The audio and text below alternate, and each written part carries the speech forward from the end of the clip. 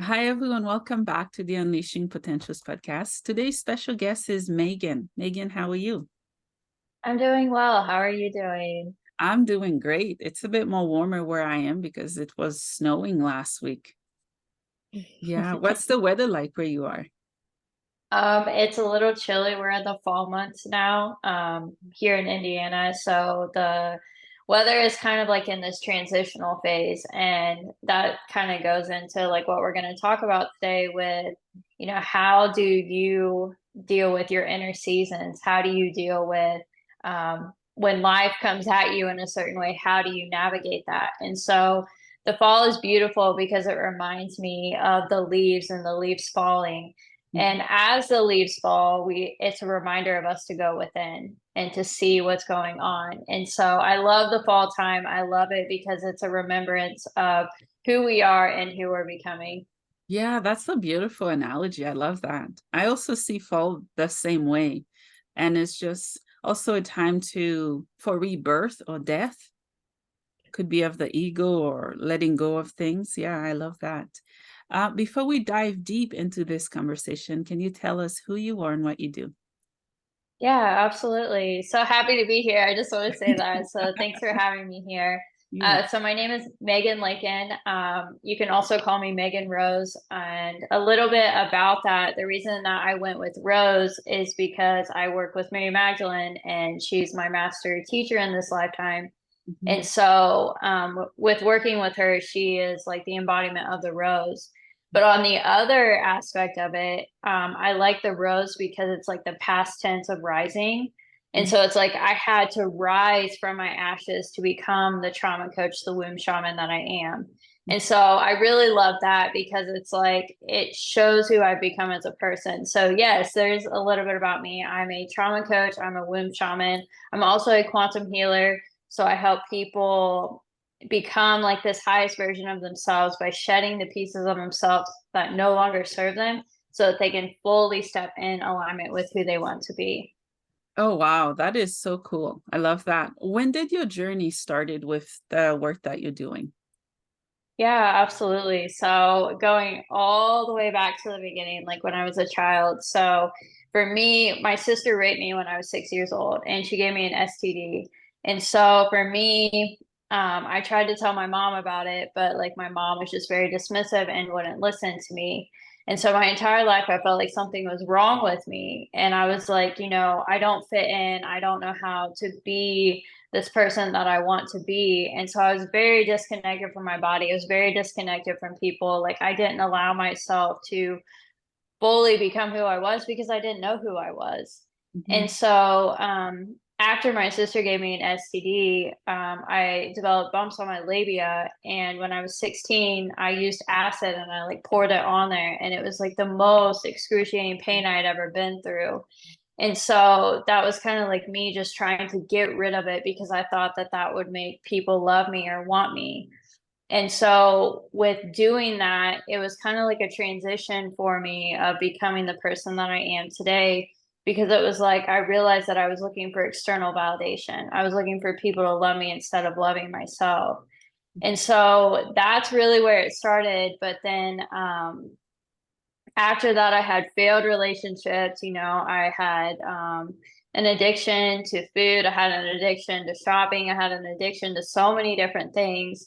And I also like put myself in a whole bunch of credit card debt too, because after my ex-boyfriend raped me at 22, like I had to purge it. Everything had to come out. Yeah. And my body's like, I can no longer hold on to this, no longer. Mhm. And so after that, like all of my trauma for my life was just coming out and coming out. And so over the past 10 years, I myself being a trauma coach, I've navigated all those pieces of myself and used my mess as my message to empower and help other people also step into that and to normalize trauma because I feel like that's something that we all have really seen in the past couple of years is that trauma is becoming normalized, that people are speaking up and showing who they are now. And so I love that. And I love being a part of the community that's showing that and to help people who are also struggling right now with that and helping them have a place to come back to themselves. Wow. Thank you so much for sharing. You're right. Trauma, I'm happy that it's being talked about more because I think so many people do suffer in silence. And even though they're crying for help, they either don't understand what they're grieving or what they need to heal. And that's why I love what you do, because you show people. Am I right? Do you show clients, what's there? And yeah, let's talk about your trauma. You mentioned that you purged. And how did you purge and how did you release? How did you heal? And how did you become the woman that you are today? Yeah, I love that. Thanks. That's such a great question. Mhm. For me, it was just kind of like I was in college at the time, and I've always been a straight A student. So like, it was like at that time when my ex-boyfriend raped me, I couldn't concentrate. I couldn't feel anything.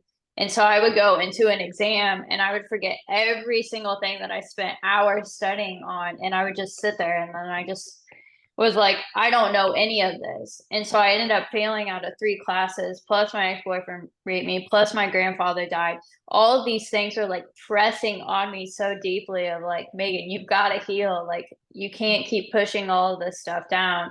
And you're so right. Like, so many people don't even realize or can identify that what they're going through is trauma. And that's something for me that was a huge part of my journey, is like my family didn't believe in therapy. They didn't believe in medication. They didn't believe in all of those things. So for me, it was normal to feel the way that I did because my whole entire family felt that way. And so by, bringing this awareness to people or showing people like, hey, what you're going through is actually not normal. It's actually abusing your system, or it's actually putting you in a headspace where um, you're not fully in alignment with yourself. And so the more that you can normalize that, the more that you can see that, or the more that you can see the people around you normalizing it, it really does give it a voice. And then you start thinking, oh crap, like this actually isn't Yeah. true. Like, this actually isn't resonating with me. Or, my family has been doing this for so long, but that's not actually okay. And so, like we were talking about, like, it's so awesome that mental health is becoming more normalized. And that's really, for me, like the purging was just my body saying, I can't hold this any longer. Like, you have to stop denying that these pieces of you need love, that these pieces of you need to be held and nurtured. And that's what I did, was I just kept shoving it down, shoving it down, shoving it down, because I felt that I needed to keep going in order to resurrect myself. I kept saying to myself, it'll go away. If I keep running away from it, it's going to go away. But that's not how trauma works. Trauma, we have to face it face to face. We have to see it for what it is. Mhm. And it's like when you exercise your body, when you work out, and like that next day, or day two, your muscles hurt. It's like, oh, but that's how trauma is too. When you start bringing the trauma out of your body, it's going to hurt. You're going to be more tired. You're going to be more lethargic. You're going to need more rest. You're going to need more food. You're going to need all of these things, because your body is finally coming to a point where it's like, okay, we can't hold on to this any longer. We have to get rid of this. And so that's something that I really worked with the past month with my clients, is like, you have to stop gaslighting yourself, or you have to stop telling yourself that you don't need rest, or that you don't need to take more time for yourself, because for so long your body was in this fight or flight mode, and it was in survival. And so if you start normalizing, like, hey, I'm safe now, your body's going to start relaxing, and you're going to start being able to purge even more. Mm.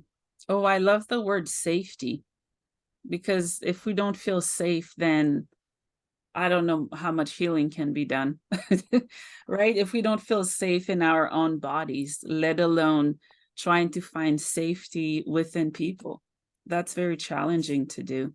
Um, so as a trauma coach, I've talked to lots of coaches. What sets you apart from other coaches that deals with trauma and work with clients?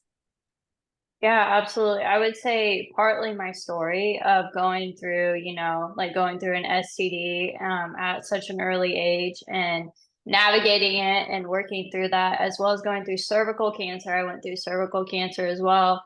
And just really the fact that like my sole purpose of being here is to help people get to the root of every single thing, because we can pull out one thing and then we can put a band-aid on it, or we can go all the way back to the beginning of like the inner child wounding or the mother wounding, the father wounding, get all the way to that so that we can heal that for you and for your mother, your father, your children, whoever, so that you can start fully stepping in alignment with that. Because oftentimes, so many coaches will be like, okay, we're going to identify this one thing and then we're going to work on that. But meanwhile, there's all these other things behind it that need to be addressed first, you know. And I also think with me, I was diagnosed with 9 mental health issues too. And I myself have healed myself of that without medication, and with doing somatic healing, and a little bit of therapy helped me as well, like doing DBT and CBT. But if you have somebody who's been there with you, or somebody who has also gone through the same thing, it makes it so much easier for that person to identify with you. So the fact that I've gone through 9 mental health issues and I've healed that myself, I can help my clients do the same. Like, it's taken me 10 years to get here, but it doesn't have to take you 10 years. You know, it doesn't have to, because I've already found the way myself. So let's work together 4 weeks, 8 weeks, 12 weeks, so that we can start really tapping into that so that you can step into your full potential. I love that. Yeah. How do you know what type of traumas a client may be facing or they've been dealing with? Yeah, absolutely. So most often, this is what I've seen with my clients, is like inner child wounding is the biggest one that I've seen, because most people don't realize that their childhood, like they think that just because they weren't physically abused or emotionally abused, that they don't have trauma in their childhood. But this is actually not true. If your parents weren't able to cater to your love language or the way that you needed to be loved, that's trauma in itself, you know, because you're constantly, and it usually shows up like in the adult life as people pleasing, or it shows up as sacrificing your own needs for others, or not setting boundaries, or things like that. Like, that's what I was talking about, like with those little tiny pieces that people identify, like, hey, we need to work on this. Like, yes, we need to work on the people pleasing, but let's go all the way back to the childhood where it started, of like, why do you people please, or why do you have this wounding? And when we start identifying the inner child wounding, then we can start working through it, and we can start rewiring and rewriting that narrative in the brain of, I need to set these boundaries for myself, or I need to take care of myself first, because if I don't take care of me, then I can't take care of anyone else. Yeah, I agree. Would you agree that trauma lives in the DNA in the body? So, you know, it's so funny because this is something that's finally coming to fruition with somatic healing. And what I do a lot is somatic healing. And so, if anybody doesn't know what somatic healing is, it's about bringing the body and the mind back in resonance with each other. We have so much research about the brain and how trauma impacts the brain and what it does to the amygdala, the prefrontal cortex, like all of these things. But we've done very little research on what it actually does to the body. And so as a womb shaman and as like an energy healer, like that's something that I focus on, is like, yes, we need to communicate with the brain. You know, the brain is so vital and so important so that we can communicate, but the energy does get stored in the body, you know, the way that we navigate ourselves. And this is something that I talk about with my clients too, is like, if you feel like cancer, disease, or if you feel aches and pains in your body, that's a manifestation of trauma that's stuck and stored in there. And so we have to start getting that moving. And as a womb shaman, especially like with my women clients, like most of us hold the trauma in our hips. And so by doing somatic healing modalities like yoga or stretching, or I'm trying to think of another good one. Yeah, usually like yoga or stretching is a really good one to get the hips to widen and open up to receive the information that's in there. Mhm. so that we can start getting the trauma out. There's, you can go on YouTube and you can do this as well. But oftentimes, when a woman starts spreading her hips open and starts activating that, she'll start crying because there's just so much trauma for herself, so much lineage trauma in there. And she just keeping it all there and she doesn't even realize it. And so that's going back to what you asked me before of like, how do you identify if trauma is in the body or not? Excuse me, sorry. Mhm. So trauma is in the body when we realize that there's a part of us that feels disconnected. So, like I was talking about, even physical stuff like the people pleasing or things like that. If you're doing that, like there's a chance that it's in the body as well. And so, if we feel disconnected, or if we have addictions, or if we have aches in our bodies, or things like that, like there's trauma in the body. Mhm. And it's so funny because the other night I was rubbing my husband and his lower back, and as I was rubbing it, he's like, wow, like there's so much relief, like so much being released right now that I didn't even know was there. So Mhm. when we start identifying these things, when we start seeing them little by little, we can start saying, oh, this is actually here and it needs to be removed. Mhm. Yeah, yeah, I agree. Yeah, we do carry it. I just got an image, those flat things people use to smack the flies. That's been me with trauma in life. Every time I try to get up, something come. I get up, something come. And yeah, I do have like chronic pain that I'm healing from. But I noticed when my spiritual awakening first started, I still have pain. It's not as bad, but it was in my hip and spine area. It was so painful that I couldn't walk a block or two. I couldn't sit for too long or stand. But as I'm doing more healing, I'm learning that I'm healing from things I didn't even know of. Where is this coming from? And I think with any type of sexual trauma, would you agree that the lower chakra is locked? Because mine were just they're still out. Yeah, absolutely. And that's something that I work with a lot of with my clients that I do with womb work and stuff. Is like the root chakra, the solar plexus, and the sacral are usually blocked because when you go through something traumatic like that, it really disconnects you from that lower area. And for anyone who doesn't know, like the root chakra and the sacral chakra are about your safety and your structure, like being structured within yourself and grounded. So if you go through something like that, like your root chakra and your sacral chakra are going to be blocked off because you don't feel safe with yourself or other people, and two, you don't feel grounded. You feel like somebody is, it's not always like this, but oftentimes women don't feel safe Mhm. around even their partner, around even other people because they've gone through something like that. It's so violating. And we Mhm. have to like honor that part of ourselves and understand that like we went through something really traumatic like that and our bodies are trying to adjust to it, and instead of adjusting to it they're holding on to it, they're grasping onto it. And that's why trauma gets stored in the body so often, is because if we don't release it, if we don't allow ourselves to emotionally purge or to physically purge, the body's like, oh no, we have to hold on to this. Yeah. And oftentimes, yeah, like you're right, when you go through sexual trauma like that, it's also a manifestation of PCOS, endometriosis, PMDD, Yeah. cystic ovaries, like menstrual cramps, things like that are also from things like also from energetic or physical trauma that is in the body. And so that's another way to identify if you have trauma in the body, is like those physical things like the womb, and all those things like that, because we're not meant to have like super bad menstrual cramps. Oof. Like us as women, we're not. And so if you're having really bad menstrual cramps, that means that you have trauma that's stored in there. And it could be yours and it could be your maternal lineage trauma. So it could be your mother's energy that's being brought into your body too that needs to be purged out.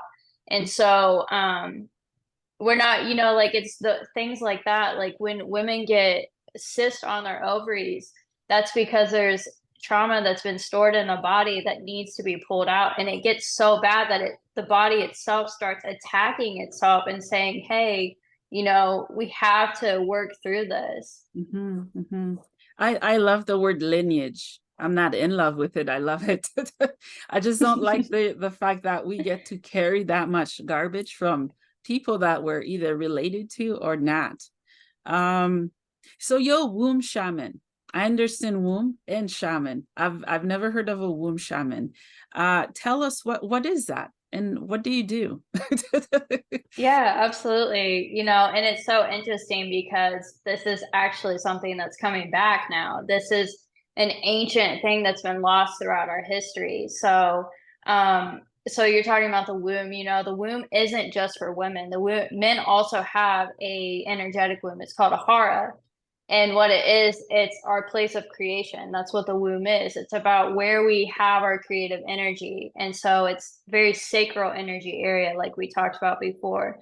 And the shaman part of that is like navigating, going deep within the body, going deep within like the energetic plane, the ethereal plane, wherever you're going. And so when you bring those two words together, it's about, you know, bringing yourself back in resonance with that place of creation, because that's what we are as humans. Like we create and all of those things. And so as a womb shaman, it's about coming back to your highest self and to fully embrace those pieces of you that, you know, you may feel shame for, or, you know, all these taboo subjects like sexual stuff, or, you know, menstrual blood or things like that. It's about embracing and empowering those. And so as a womb shaman, my biggest thing that I help my clients with, male or female, is to come back into that power, have that place of remembrance, because our womb, our hara, has its own voice. And when you start doing the healing trauma and when you start healing yourself on the highest level, you start hearing that voice, because it's different than channeling. You know, you see so many people who are psychics and channel, and I channel myself. That comes from like the crown and the third eye, but the womb itself is very grounding and the energy comes up into you. And so when you start hearing this voice, it's like almost like an inner knowing. It's you within yourself. And that's what I teach my clients is like all the answers are not out there, they're within. And so as a womb shaman, it's bringing that remembrance back to yourself and remembering who you are and listening within. And so one of my favorite things to do with doing this is when you start cracking yourself open, when you start allowing yourself to surrender to the trauma, even if it's not sexual trauma, even if it's not trauma in the sacral area, just trauma in general, it's an invitation to go even deeper within yourself. And so oftentimes when this happens, you start going through portals. Like you feel the portal. So you start quantum leaping, which is why I'm also a quantum healer. And so oftentimes with especially my female clients, if they have a huge release energetically of like sexual trauma they've been carrying for years, they'll crack themselves open. And then this portal within their womb will open up, and then they can go within, and then they can start quantum leaping into their highest self. And so what this feels like, and it's really hard to explain unless you're in it. So most often, like what my clients say they feel is it's like a black and white movie. You know how like they have the different scenes and they're like flickering through? That's what it feels like. So like you're going through that, but you're going through lifetimes. Like at that point, it's you physically going through lifetimes. And it's so awesome because it's like you're in an ocean and you're like moving, but you're also going through that at the same time. And so when you finally reach the destination, it's like this beautiful, sweet release, because it's like, wow, you know, that was an invitation for me to go deeper within myself, but it was also me quantum healing and quantum leaping into a new reality where I get to show up as this version of who I've been trying to become. And so anyone who is like healing from trauma right now, I really encourage you to stop hiding from your shadows, like to stop pushing them in the nooks and the crannies, Yeah. or stop shoving them into a place where you feel like you're not going to see them. Mhm. and to start embracing them, because that's where the medicine is. That's where the healing is. Mhm. And I'm saying this from my own personal experience too. Like I did that for so long. I'm like, nope, you're going in the corner. Like, stay away for a little bit. But then, when I was by myself, sitting in silence, all of those things would start coming up, because you can't hide from them. And Mm. so when you give yourself an opportunity to see them as they are, and you see the shadows and you see those pieces of yourself, you're going to realize underneath all that is just something that needs to be loved and cared for. And it's you. Yeah. Those pieces are you. And when we start feeling into that shadow work, or when we start doing the shadow work, we realize that that's where our biggest joys are. We can't truly manifest what we want into our life unless we are facing those shadows, unless we're seeing ourselves Mhm. as we are in that moment. And Mhm. so, for anybody right now who is like struggling with doing shadow work or struggling with seeing those parts of yourself, I want you to look at yourself and hold yourself and say, I just needed love in those moments, and that's really what it comes down to for every single person. It doesn't matter what the trauma was, it doesn't matter what you were going through, you needed love in that moment. And so, by you holding space now for that trauma to come up and you're holding that love, you're giving it a space to be and to feel it and to fully embrace it for what it is. Mhm. Oh, I love that. I'm taking everything in that you said. So, okay, there are a few things I'm terrified of. I'm overcoming them slowly. I'm human. My inner child is one.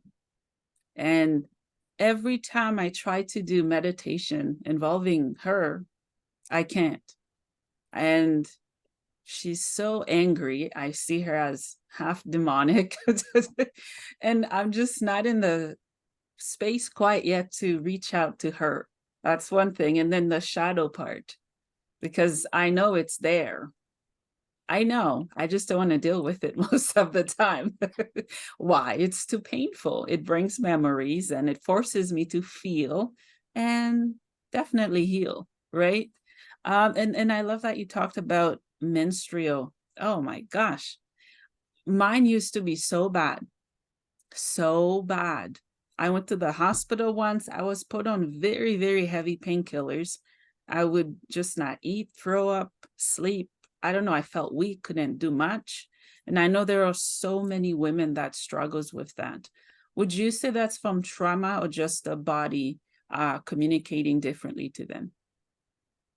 I would say it's both. It's like what we said of just like your body is telling you, hey, we have to deal with this. And the longer that you put dealing off with the trauma, the more it's going to keep manifesting in the physical realm. And, like, I'm so sorry that you had to be on painkillers and stuff like that, because it is true. It's the reality for most women is that they're not even in tune with their bodies anymore. And that's something that, like, I try to teach my clients too, is like your menstrual, like, when you're going through your menstrual phase, it's so important that you reconnect with your body. And so I started my cycle 2 days ago. And for me, it's such a sacred place to be in that energy Mhm. and to hold myself and go within and see what she needs and what she wants and what she desires, because oftentimes she has a message for us that we're not listening to, we're not receiving it, because we're so much up here in our brains. But when we come back into the body, she gives us the information that we need. Mhm. And so often we're trying to figure it out, because so many women, we sit in this masculine energy of, we feel that we have to go to our job, we have to take care of our family, we have to do all of these things. Mhm. And so we get disconnected from the feminine within us. And Mhm. so as we start coming back into that feminine energy, we start realizing that all the answers that we need to everything that we're struggling with are actually within our womb. And so as we go through this phase of menstruation, it's like our fall time, like we talked about at the very beginning of this episode. We're shedding all of these leaves and we're bringing the energy back into the roots, which, our root chakra, our sacral chakra. And so when we bring the energy back into the body, and we go within, we realize that everything around us is just existing and that we don't need to be a part of it right at that moment. And I actually made a reel about this 2 days ago, but when we rest, when we allow ourselves to rest, we can actually do way more healing resting than when we're trying to like figure it out and trying to figure out where we need to be and what we're doing and all of these things. And so when we come back into the body and we give her space to rest, she gives us the answers that we need. And it's kind of like the law of attraction and the law of detachment. You can't have the law of attraction without the law of detachment. Because I'm sure that I'm not the only one. You're like, I really, really, really want this. And then you're thinking about, you're fantasizing about it. And then you realize when you finally let it go, that it finally happens. And it's the same with our womb. When we give her that place of rest, when we give her that place to truly be in silence, then we start getting the answers and the things start coming through. But when we're trying to force it, trying to make it happen the way that we want to, it's not going to happen. And so it's really trying to navigate that and learn how to see, how do I attract something, but how do I detach from it at the same time? Yeah, yeah. How would you define feminism and femininity? I'm surprised I said that right. Wow, So, coffee's so working. I feel, what did you say? The coffee's working. Tea and coffee, it's working. So I feel like feminism is such a, it really depends on the person that you're talking to. To Mm, me, I feel like feminism is to bring back and balance the feminine with the masculine. So like we live in the patriarchy right now, and most feminists will say like the patriarchy needs to be brought down like to its knees and all of this stuff. mhm, But to me, I think true feminism is to bring the matriarchy back and to be in resonance with the patriarchy. The patriarchy already exists. It's already existing the way that it needs to, but we need the balance. We need the feminine to come back in. Because right now, so many people are running themselves into the ground, and we have all this masculine energy, but we also need the feminine to come back in and bring the flow back, because right now the masculine is so overbearing that it's not allowing for the feminine to be free flowing. mhm. And so to me, what feminism is bringing the matriarchy back to be in resonance with the patriarchy. We need that balance of the feminine and the masculine. We can't have one without the other. And for so many women, I feel like this resonates with them because they don't want to, or they don't want to like deface the masculine. Or we have women who are in their wounded masculine and don't want to face the fact that we do need the masculine energy, and we do. We need the masculine and the feminine. Um, like I said, we can't coexist without each other. And so to me, that's what feminism is bringing the energy back in resonance with each other, of having the balance of the feminine and the masculine. For femininity, I feel like this word is just about coming back to ourselves, like the feminine coming back to herself. And when we start coming back to ourselves, it gives the masculine a way to fully embrace themselves. So oftentimes, us as women, when we are soft and submissive and not stepping into our power, the masculine becomes overbearing. Whether it's our masculine energy, because we have both within our body. We have feminine and masculine energy, and so does a presenting man has feminine and masculine energy. But when we allow ourselves to embrace the feminine within us, it allows the masculine presenting person to also embrace the masculine within them. And so, that's really what I teach my clients being a womb shaman, is like, you have to step back into your power so that you can do that for you, but also for the masculine. And so the femininity to me is about, coming back into that bad bitch energy, like coming back into Yeah. yourself, because you need to do that for you, and you need to do that for other women as well, because like we need you. We need you so much right now to fully step up into yourself, your truth, your power, and be the woman that you want to be. Yeah. Oh, I love that you explain it that way. You've actually answered my next question because I was gonna ask. I didn't know until sort of recently that a female can have masculine energy. It's just my perspective, how the culture I was raised in, because even in our language, we use feminine for women, masculine for men. So that was the image. I'm like, no way, do I really have masculine energy? And when I look at it, I do. Sometimes I feel like a man. Doesn't mean I'm one. I run the house salon, so I'm everything, right? And sometimes I feel like a female, very pretty. I want to put lipstick on, and some days I'm like sweat day, like, so that's so cool that we carry both. Yeah. Why is it important to have a balance of both of them? Yeah, absolutely. This is such a great question because you're so right. Most people don't really understand, like, they think that feminine is just feminine or masculine is just masculine, but like we do have both. And it's so important that we have this balance because, okay, so I'll use myself for an example. So for me, I'm running a business. I need that masculine energy of that structure, but I also need the feminine energy of just being open to receiving any information. So like the masculine energy is me actually running the business, running my live videos, having clients, doing things like that, like the booking system, things like that. That is masculine energy. But Mhm. the feminine energy of me is actually interacting with my clients, being nurturing and loving with them, but also being free flowing and allowing things to happen. So, say for whatever reason, my booking system stops working, the feminine energy has to come in and she has to figure that out because that's what she's here to do. Mhm. And so, it's so important that we have this balance of feminine and masculine energy because without the masculine, you have no structure. Without the feminine, you have no free flowing. And that's what I was talking about with the patriarchy is we have all this structure now, but we don't have the feminine energy that is free flowing.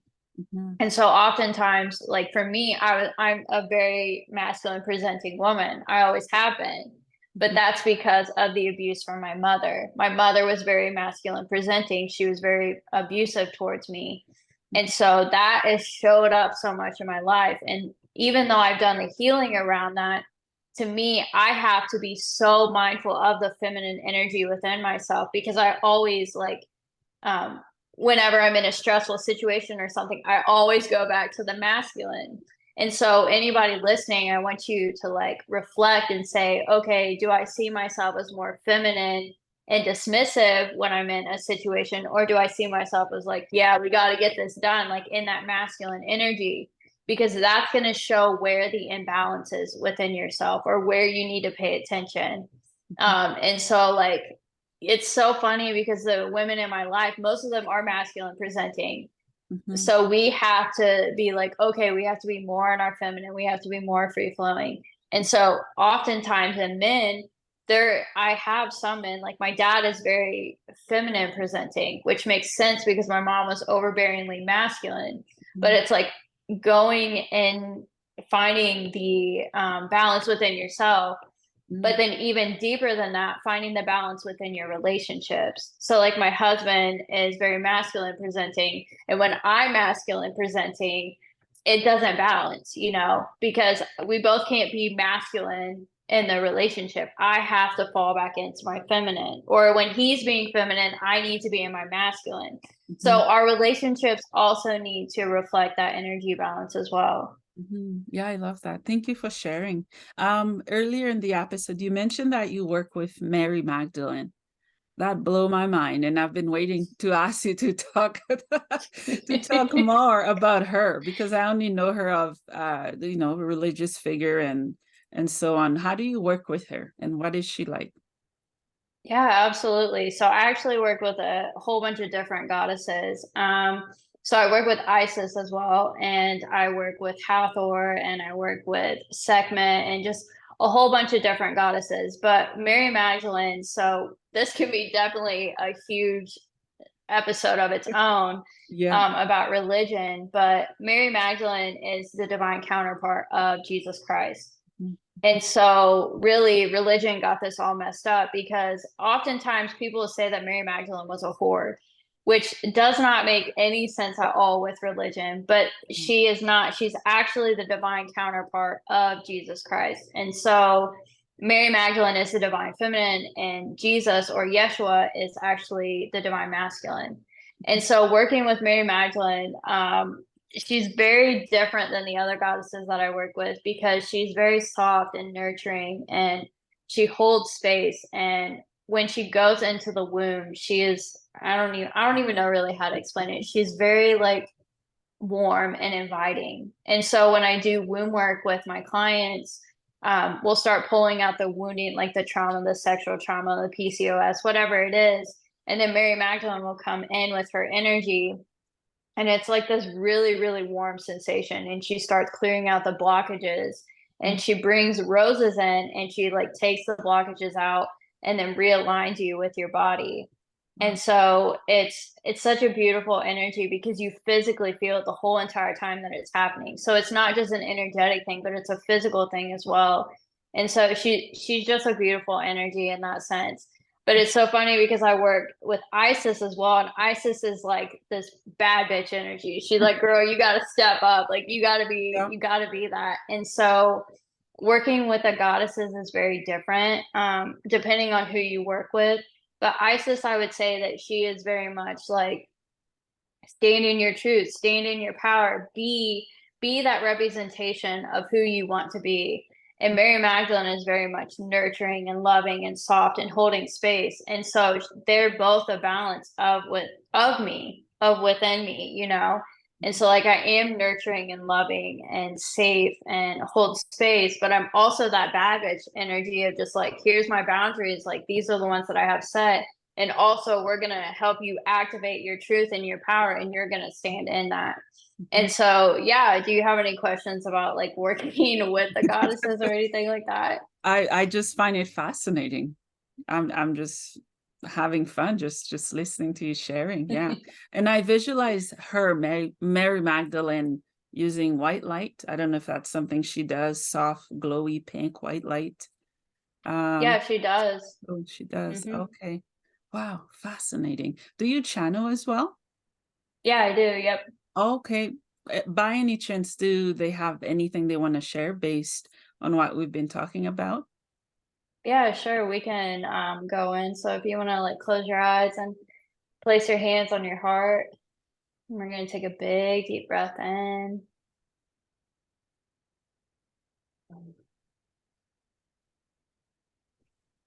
So Mary, she is coming in. She's saying that the way that the world is running right now, the way that we're all happening and the way that we're running our lives is not a way to keep up, and that it's time for us to come back within ourselves and realign with who we are. That this patriarchy is it's out of balance, and that we need the feminine energy so much, and that any woman who is listening right now and who is called to come on this path, that she encourages you to start, because sometimes it is scary. Sometimes it is scary to step within yourself. Sometimes it is scary to leave that relationship that no longer serves you, leave that job that no longer serves you, to look at the shadows and to stop pushing them to the side and to start fully embodying and embracing them. But the more that you do that, the more you're going to step in alignment with yourself. And as she says this, she wants to remind you that the power is within, that we are our own medicine, that we have this word medicine and we abuse it so much. But what medicine truly means is the soft and nurturing salve that helps us heal these wounds that are within us. And as we hold this space for ourselves, we can start activating this beautiful energy. And as the feminine starts rising, as she starts standing up, it's going to allow this beautiful masculine energy to also start rising, also taking this space. Because as much masculine energy as we have in our society, we need this beautiful feminine energy to come back. And as she reminds every single person of their power,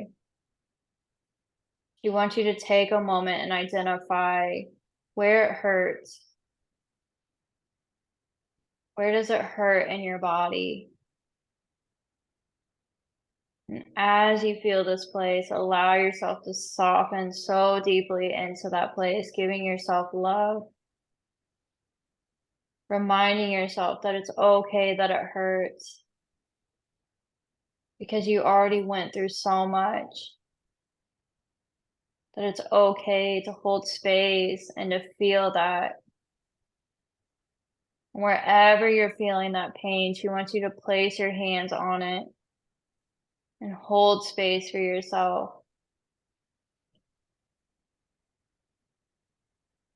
And as you feel the energy moving towards that area, she wants to remind you that you are the shift.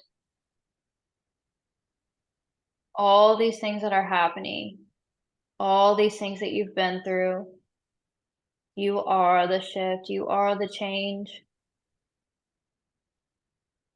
and that you're here to make an impact, and that you're here to stand so fully in your truth. That it's okay to take a moment to rest. It's okay to lay down. It's okay to just soften and cry and scream or get angry, whatever you need to feel. But just let yourself sit down for just a moment. Let yourself put down all the heaviness. Sit it down just for a moment. And let yourself feel. And as you feel this energy in that part of your body that craves for more love, give it that love. Let it drink. Give it that extra space, that extra nurturing energy that it needs.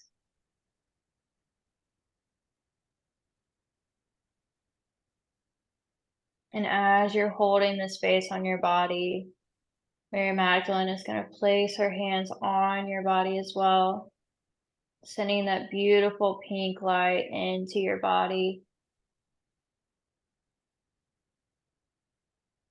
I want you to take a big deep breath in and release. Feeling the energy start softening, bringing out all the blockages.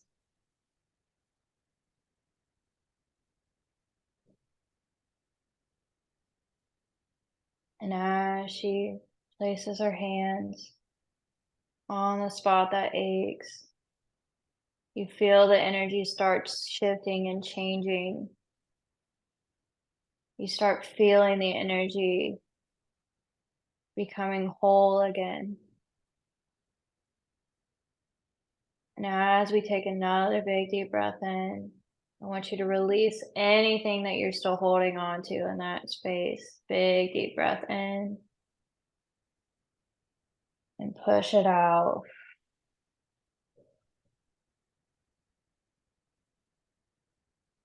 And as you let go of what I was holding on to, Mary's gonna place her hands back on that space and send that light back in,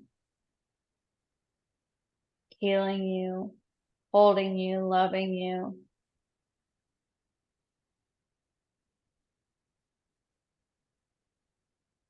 And as we take one more big deep breath in, we're going to come back to our bodies and just allow that space to feel whatever it needs to feel, feeling it being realigned with yourself. Big deep breath in. And we can open our eyes and come back.